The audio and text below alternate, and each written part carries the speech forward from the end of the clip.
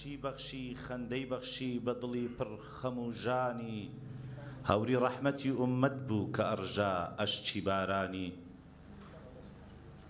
دەیخوێندەوە لە چاوان تا چی لە دڵ بوو بە پەنهانی هەر دەردێک لەوێ هەبوایە بزەی ئەو دەبووە دەرمانی میهر و مەردی کۆبوو بنەوە لە نێو هەردوو چاوانی چ ئازارێکە نەبوونت ئای لە دەردی چاوەڕوانی هیوادارین کە پێغەمبەری جیهان بەو شعرە پێشوازی لێ بکاتەوە لەو دنیا ئێستا داوا لە هونەرمەندی جوان هونەرمەند بە شایستەی هونەری ئاینی مامۆستا فەرمانشوانی دەکەین کە بێت بۆ ئێرە و داوا لە مامۆستا بیلال کەیوانی دەکەین کە بە باسێکی عیرفانی لەگەڵماندا دەبی ئەمڕۆ ئەویش بە هەمان شێوە لەگەڵ دەنجی دەفە و سەدای جوانی هەردوو دەفژەنی بەتوانە دەفژەنی نێودەوڵەتی مامۆستا ڕێبوار عەبدوڵڵای دەف و دەفژەنی بەتوانە ئەحمەدی شێخ عابد فەرموویان لێ دەکەین بۆ ئێرە و بە ناوی ئێرەشەوە بە خێراتنتیان دەکەین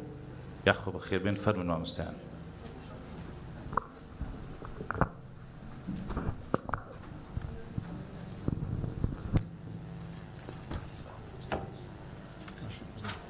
السلام عليكم.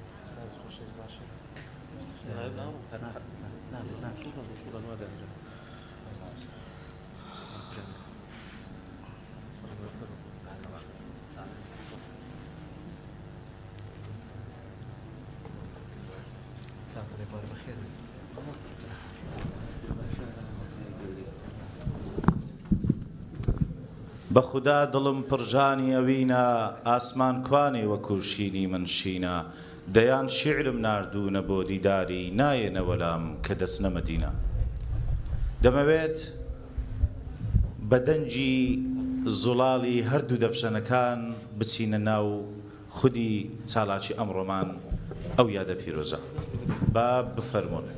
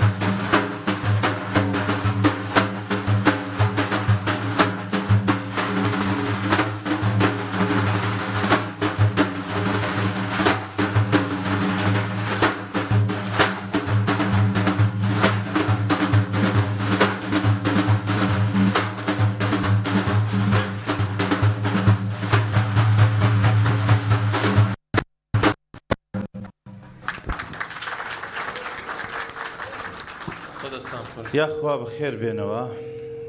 شەوێ هاتی بە تەنافی خەیاڵە لە نێو تەچەی دڵی من بوو بە حاڵە لە جەوابی ئەو نیعمەتە دە ئاخر دەبێت چی بێژم بە خودای تەعالە دەمەوێت بڕۆینە لای هەردوو ئازیزانمان هەر چواریان ئەمڕۆ پشکەشی بچووک میوانی ئێمەن وەگەر ناوان میوانی پێغەمبەرن دڵنیابن لەبەرەوەی ئەوان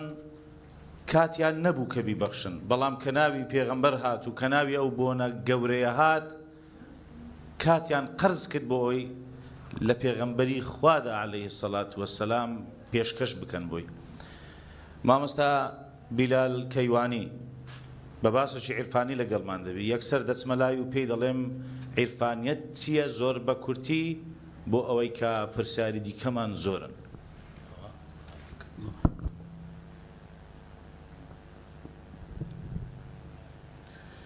بەناوی خوای گەورە و میهرەبان بڕژێنی خوا بارانی هەرچی فەیز و ئیحسانە لەسەر ئەو باعیسی خەلقە و گزیدەی جەمعی ئەکوانە دەمی سوبحی ئەزەلدا کە هەتا شامی ئەبەد بڕژێ بە خوڕەم بێنەوە تاو تاو وەکو تاوی بەهارانە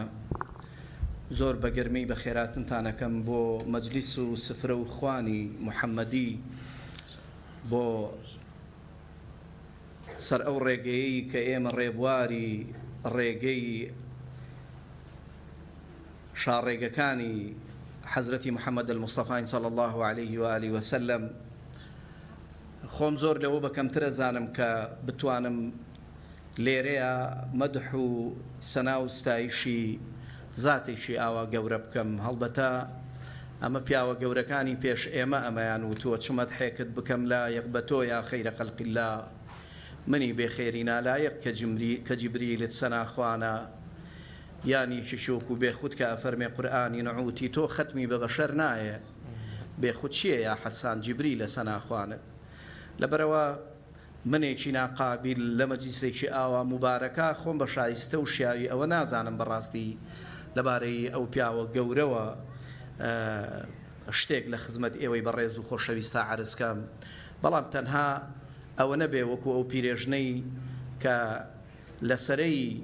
کڕینی یوسفا کاتێک کە یوسفیان هێنایە ناو بازاڕ و بۆ ئەوەی کە بیفرۆشن پیرێژنێکیش بە کۆمەڵێک وردەواڵە و ئاسنەشکا و ئەمانە لە سەرەکەی هەڵەستا بوو پیان و دووتیان دایەوە چیەکەی وتی وەڵا منی ژەمەوەی یوسف بکڕم وتیان جاخۆەوەی کە تۆ پێتە یوسف ناکە ئەوی ژووتی لانی کەم خۆتوانم لە کڕیارانی یوسف بم منیش لە کڕیارانی یوسف حساب بکرێم بە ئومێدی ئەوەی کە ئێمە بەڕاستی لە مەجلیسە پیرۆزەیە لە کڕیارانی یوسف بین و لە دۆستانی حەزرەتی محەممەد الموستەفا بین صلی الله عليه وآله وسلم عرفان وەکو یەکێک لە عاریفەکانە فەرمێ جانە سوخەنی مامی گوییە یعنی ئەی جانەکەم تۆ خەریکی قسەی دڵی منەکەی جاری وایە ئینسان کۆمەڵێک شت لە دڵیا دروست ئەبێ ئێوێ بیدرکێنێ بەڵام نازانێ ئەو تەعبیرە چۆن بکاو ئەو قسەیەشی جاری وایە کە لە جێگەی تر گوێی لێ ئەبێ لە دڵی یەکسەر ئەچەسپێ هەستەکە ئیتر ئەوە بەرامبەرەکەی قسەی دڵی کردووە و دڵی ئەم لێرەوە ئارام و ئیسراحەت ئەکا چونکە عیرفان بە جۆرێک ئێمە وا لێ ئەکا خاڵی ببینەوە لە تەواوی ئەو ڕنگ و بیرکردنەوە زۆر جیاوازانەی کە هەمومانی تووشی کەسرەت و کەسرەتگەرایی و فرەیی کردووە وای کردووە کە حیجابێک بەسەر چاومانە بهێنێ حەقیقەت دەرگ نەکەین و حەقیقەتی پێ نەبینین ئێمە بۆیە لە ئێستاە محەممەد صلی الله عليه وآله وسلم وەکو خۆی ناناسین و وەکو خۆی دەرکی ناکەین لەبەر ئەوەیە کە بەڕاستی پڕپڕین لە بیرکردنەوەی جیاواز لەبارەی پێغەمبەرەوە صلی الله عليه وسلم کە کەمیان ئەون وەکو زۆربەی زۆری عاریفەکان لەسەر ئەم بابەتە وەستاون و قسەیان هەبووە کە مەولانا ئەفەرمێ بەداخەوە کەسی وامانتیا دروست نەبووە کە پێغەمبەر وەک لە قورئانە هەیە بە خەڵکی بناسێنێ بەداخەوە ئێمە نەمانتوانیوە ئەو پێغەمبەرەی وەک لە قورئانی پیرۆزا هەیە بە خەڵکی ئاشنا بکەین و دۆستی زیاتری بۆ دروستکەین بەڵام بەداخەوە لە سایەی ئێمەوە لە سایەی ناقابلی ئێمەوە دۆستەکانیشمان لێ کرد و بگرە دوژمنایەتی و دژایەتیەکی زۆریشمان بۆ دروست کرد. بۆیە عیرفان دێت پێت ئەڵێ ئەبێ تۆ هەنگاوەکانت لەسەر حەقیقەتی وجودی پێغەمبەرایەتی پێغەمبەر جارێکی تر ژیانی خۆت بنیاد بنیتەوە ئەگینا لە ڕێگەکە لاداوە و ئەوە هەر لاف لێدانەوە ئەزانی کە لەسەر ڕێگەکەی وەکو شێخی سەعدیە فەرمێ بەلاف هەر کەس کە کڕیارە مەزانە ئەو خەبەردارە ئەوە ئیزانای نهانی بێ لە کونجێ مات و داماوە. ڕاستیەکەی عیرفان دڵێکمان پێ ئەبەخشێ کە پێی ئەوترێ دڵێک کە ساغ و صاف و سەلیمە بەرامبەر بەکێ بەرامبەر بە معشوقی ئەزەلی و نیگاری ئەبەدی حەزرەتی حەق و ئەو ئاوێنەیەی دڵت ئەوەندە صاف ئەکەیتەوە کە پێغەمبەر درود و سەلامی خوای لەسەر بێ خۆی تیا ببینێتەوە. یعنی چی خۆی تیا ببینێتەوە؟ یعنی ئەوەی کە ئێمە هەمان ئەو ئەخلاقیاتانەی کە پێغەمبەر صلی الله عليه و آله وسلم بوویەتی هەمان ئەو ئەخلاق و ڕەفتار و ئەنگێزانەی ئەو لە خۆمانە نمایان بکەین. آخر وەختێک کە لە خاتو عائیشەیان پرسی پێغەمبەر صلی الله عليه وسلم ئەخلاقیاتی چۆن بوو فەرمووی کانە خولوقه القورآن. خولوق لەگەڵ ئەخلاقا فەرقی هەیە. خلوق یعنی چۆنیەتی مامەڵەکردنی هەر قورئانێکی زیندوو بوو بەسەر زەویە ئەڕۆشتی، یعنی قورئان ئەوی ئەخوێن ئەم قورئانی نەئەخوێن. ئاخر مەولانا زۆر لەسەر ئەم بابەتە وەستاوە ئەڵێ ئەوەندە قورئان ئەخوێنی و نازانی ئەڵێ چی تاوێکیش بێدەنگ بە هەتاوەی کە قورئان تۆ بخوێنێ. وتیان یعنی چۆن قورئان ئێمە بخوێنێ؟ وتی ئەوەی کە ئیتر تۆ بێدەنگ بیت و بەکردەوەکانە یەکیەکی ئایەتەکانی قورئان نمایان بکەی. بۆ یەکێک لە عارفەکانە فەرمێ ئەگەر ناومی تو گویم بەر نەگویم مرادێ جوملە گفتارم تو باشی. ڕووەکاتە خوا ئەڵێ خوایە ئەگەر لەو کار و کردەوە و لەو قسە و بابەت و تار و شتانەی کە ئەیڵێم ئەگەر ناوی تۆ نەڵێم گرنگ ئەوەیە مەقسەدی تەواو مەغزای هەمیشەیی وتە و گفتارەکانم هەرتۆی. چەند خۆشە ئینسان بە عیرفان بگاتە جێیەک تەنانەت دەفی دەستی ئەم هونەرمەندە عەزیز و خۆشەویستانە حاڵ بێ و ئێمە بە جۆرێک لە ئایەتەکانی خوای بزانین. آخر بۆیە یەکێک لە مەولانا خۆی ئەفەرمێ گەر سوورەتی بی سوورەتی معشوق ببینی هەم خاجە و هەم قیبلە و هەم کەعبە شمایی. ئەگەر سوورەتی بێ سوورەتی معشوق ببینی آخر ڕەنگی معشوق بێڕەنگیە، بەڵام ئەگەر پێی بگەیت ئەزانی کە ئیتر ئەوەی لەم سەرزەمینە ئەگوزەرێ هەمووی بە مەشیئەت و ئیرادەتی ئەوە و هەمووی بۆ جێگەیەک ئەڕوا کە ئەو ئەیەوێ نمایان ببێ. باران کە شودی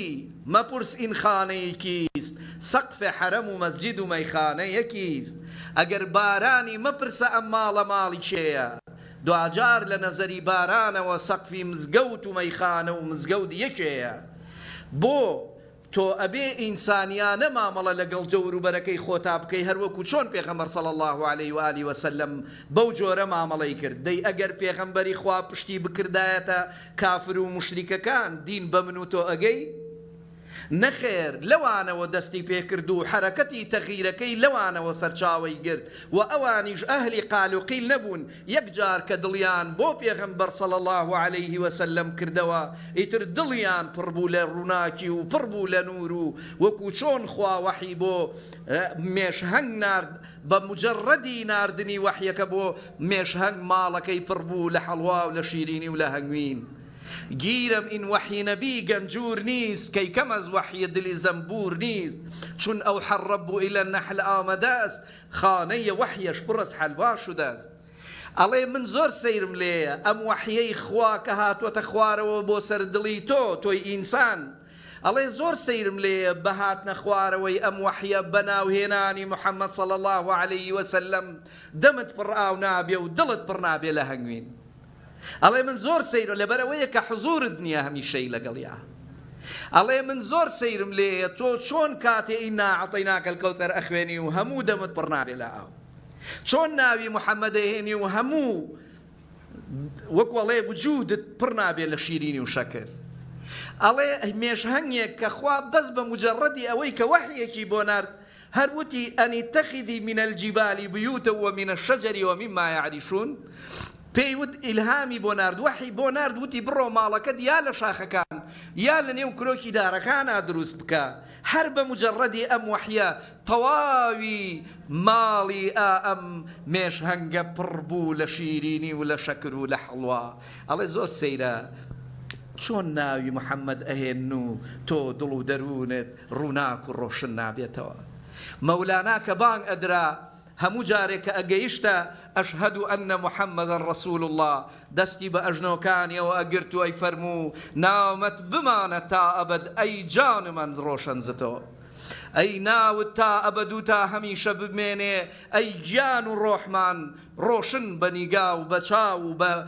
بە مەحەبەت و بە ناوی تۆ، ئەی ڕۆشن کەرەوەی گیان و ڕۆحەکانمان. بۆیە شاعیران بە بەردەوامی خواخوای ئەوەیان بووە لە کوچەی خەونێکا پێغەمبەر صلی الله علیه و آله وسلم ببینن، چونکە پێغەمبەر ئەوان زانیویانە پێغەمبەر چ زاتێکی گەورەیە، ئەوە ئێمە نایناسین و نەیشمان زانیوە پێغەمبەر کێیە، بۆیە طەبیعیە بەلامانەوە ئەسڵەن وەکوەڵێ خەڵکیش سار دەکەینەوە لەوەی کە ئاهەنگێک یان مەجلیسێکی ئاوا مبارەک و پیرۆز بۆ یادی پێغەمبەر صلی الله علیه وسلم دروست بکە. ئەوە بێخودە ئەزانێک پێغەمبەر کێیە کە ئەفەرمێ پەیەمبەرێک کە باعیسی وجود و خەڵقی عالەمە، کە تاقە سواری عەرسەیی شەفاعەتە و مسەلەمە، کە ڕۆژی هیجر و مەرهەمی سرور و وەصل و مەرهەمە، لە هەفتخوانی سینەدا موژەی خەدەنگی ڕۆستەمە، لە هەفتخوانی سینەدا موژەی خەدەنگی ڕۆستەمە، لە فەتحی خەیبەری دڵە برۆی لە زولفەقارەکە. خۆشە و دەمەی کە ڕۆژ و شەو تەوافەکە ڕەواقی تۆ، خۆشە و سەرەی کە کەوتبێ لە کوچە و سوقاقی تۆ،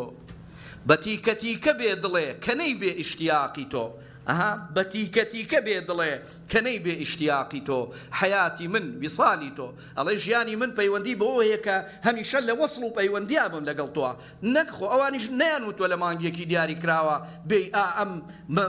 وەکوەڵێ حوزورە لەگەڵ پێغەمبەری خوایە دروستکەی، نەخێر. ئەوانیش قەناعەتیان وابووە کە ئەسڵەن ژیانی ئەمان پەیوەستە بە وەسڵیان لەگەڵ پێغەمبەری خوایە، بە حوزوریان لەگەڵ پێغەمبەری خوایە. حەیاتی من ویسالی تۆ، مەماتی من فیراقی تۆ. مردنی منی ژەو لەحزەیە کە ئیتر وەکوەڵێ پەیوەندی ڕۆحیم لەگەڵ تۆ ئابچڕێ و نامێنێ. کاممان دەرکمان بەوە کردووە کە خوای گەورە لە قورئانە بە مرۆڤایەتی لە هیچ شتێکا منەتی بەسەر عەبدەکانیان نەکردووە کە ئەم ڕۆحە شیرینەشی پێبەخشیوە. لە هیچ شتێکا نابینی ئەم هەموو ڕزق و ڕۆزیەی کە داوێتی بە ئینسان خوای پەروەردگار منەتباری هیچ کەسێکی نەکردووە لەسەرمە، منەتی بەسەر هیچ کەسێکا نەکردووە. بەڵام کە دێتە سەر باسی محەممەد صلى الله عليه وسلم ئەفەرمێ لقد من الله عليكم إذ بعث فيكم رسولا من أنفسكم عزيز عليه ما عنتم حريص عليكم بالمؤمنين رؤوف رحيم. چه لما تبقى آخر إيميك كناتوانين تنانت دركي قوري بيغمر بكين صلى الله عليه وآله وسلم ايترشون أتوانين دركي أو مقام قورو أو بلو بايا عظيمة بكين كلا لا إخواه يبو كببر دواميش بيغمبر صلى الله عليه وسلم بيجيش دو بيغمبر إخواه بويا خاتم الأنبياء بويا بيوتراوى ختم نبوة لبر أوي ختم نبوة لأصلي نبوة كم ترنيا دبرويك أم بابة الروحي وأم بابة معنويي حضرتي بيغمبر صلى الله عليه وسلم لدواي خوشي ترايك ببي وكوالي مجاملة ببي وكوالي زور وتن بهيج تيك خاموش نابيو ترايك نوري بيشوني ممدي بي دبي وابي چرایەک دەستی قودرەت خۆشیکە بۆ تا ئەبەدمانە. کورە چرای نوری محەممەدی خۆ ئەوە نییە بە جەستە کۆتایی پێ هاتبێ و ئیتر تەواو وەکو هەندێک کە پێیان وایە ئیتر یادکردنەوە و نازانم ئەڵێن خۆ یادی لەدایک بوونی پێغەمبەر لە هەمان کاتیشا یادی مردنەکەیەتی. بۆچی مەسەلەن یادی ئەکەنەوە؟ هەمان ئەم لەحزەیە ئەم شتە لە پیاوێکی ئەهلی وەکوڵێ ئەم بابەتانەی کە زۆر لەسەر زاهیر و لەسەر ڕووکەش و دیوی دەرەوە ئەوەستن چووە لای مەولانا وتی مفتی عامی قونیە بوو وتی با بچینە لای مەولانا بزانین ئەرێ ئەمە چی ئەم خەریکی ڕەقس و سەما و دەڤلیان و مۆسیقا ژەن و حاڵ و ئەمانن لە مەولانای پرسی وتی باشەوە ئێوە بەڕاستی بۆ چی وا ئەکەن بە جۆرێک لە مەستبوون مەستە بن و هەستەکەن کە هەڵەستنە سەر پێ سەما ئەکەن و گوێ لە مۆسیقا ئەگرن و ئەمانە مەولانا پێی وتی ئاخر ئێمە گوێمان لەو کاتانە گوێمان لە دەنگی درگاکانی بەهەشتە ئەکرێتەوە بۆیە ئیتر ئیشتیاقەمان گرێ و ئاوا حاڵمان لێیە ئەڵێ مفتیەکەش پێی وتی جاخۆ ئێمەش بە هەمان شێوە گوێمان لە درگاکانی بەهەشتە بەڵام وەکو ئێوەشمان لێ نایە وتی نا ئەزانی جیاوازیەکە چییە وتی ئێوە لەو کاتا گوێتان لێ بێ کە داخرێ و ئێمە لەو کاتا گوێمان لێ بێ کە ئەکرێتەوە ڕاستیەکەی ئەهلی عیرفان و عیرفان ناسان و عیرفان خوازان هەمیشە ئیشیان لەسەر کرانەوە و لەسەر گوشادبوونی دڵ و دەروون و ڕۆحیەتی ئینسان بووە هەتا ئەوەی کە ئینسان بە جیلوەیەک لە جیلوە جوانەکانی حەزرەتی معشوقی ئەزەلی و نیگاری ئەبەدی ببینن خوای گەورە وامان لێ بکا کە زیاتر لە خزمەتی پێغەمبەرا بین صلی الله عليه و آله وسلم و بتوانین زیاتر و زیاتر ئەو زاتە پیرۆزە بناسین و بتوانین بە شوێن هەنگاوەکانی ئەوا بڕۆین و دەممان هەمیشە بۆن خۆش بێ بە زیکر و یاد و ناوی محەممەد بەخێر بێەوە عنکەبوتێکم هێنا یەگفتار چۆن بۆ پێغەمبەر بووی بە پارێزەر گوتی ئەو دڵان ئەنجن بێ کە تێیدا نەبێ حوبی پێغەمبەر بە کۆترێکم گوت ئەی خۆش بە حاڵتان کە دوان لە ئێوە لە دەرگای ئەشکەوت هەتایی هەردی دەڕۆشن کە هەردوو چاویان بە پێغەمبەر کەوت ئازیزان ئێستاش دەچینە خزمەت دەنگ و سەدای هونەرمەندی شیرین و هونەرمەندی جوان مامۆستا فەرمانشوانی و لەگەڵ دەفژەنانی بەتوانە دەینە خزمەتتان با بفەرمون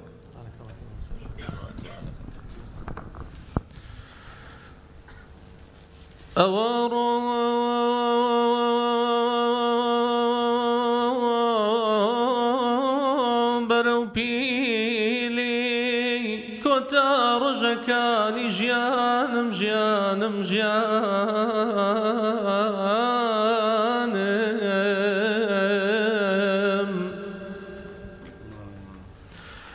ئەوە ڕۆن بەرەو پیلی کۆتا ڕۆژەکانی ژیانم نەک لە بۆ دنیای فانیا بۆ ئاواتێکە گریانم گریانم گریانم سەرێ بدەم لە مەدینە لە مەدینە لە مەدینە بڵێم ڕەسوولی خوا هاتم هاتم هاتم یا حەبیبم ئەوسا مەرجی حەق شیرینە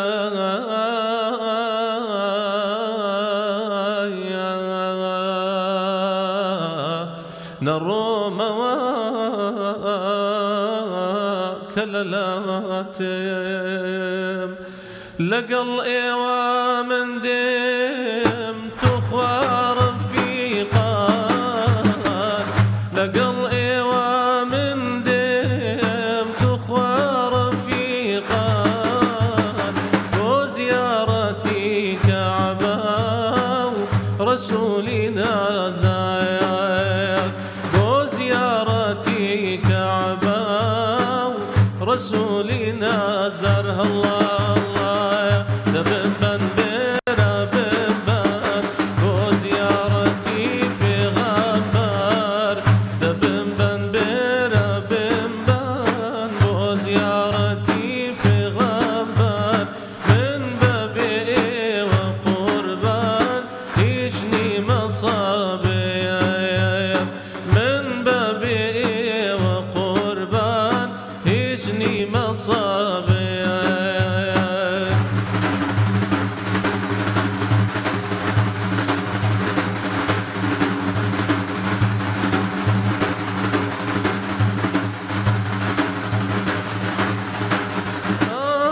شرعی پیرۆزی تۆ ڕێگای نەجاتە شەرعی پیرۆزی تۆ ڕێگای نەجاتە خۆشی لە بۆ ئەو کەس لە ڕێت لە نادایە خۆشی لە بۆ ئەو کەس لە ڕێت لە نادا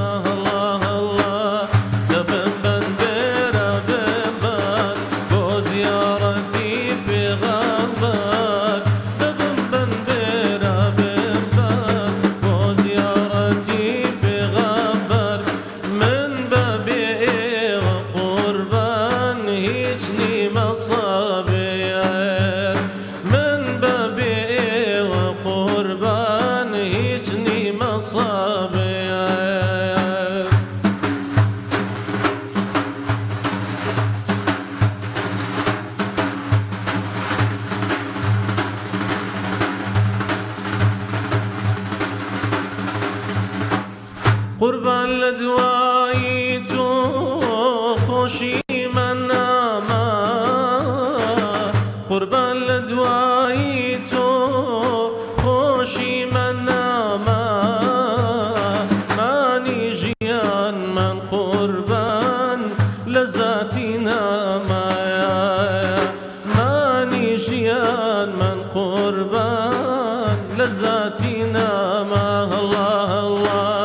دەبم بەن بێرە بێم بەن بۆ زیارەتی پێغەمبەر دەبم بەن بێرە بێم بەن بۆ زیارەتی پێغەمبەر من بەبێ ئێوە قوربان هیچ نیمە سابێر من بەبێ ئێوە قوربان هیچ نیمە سابێر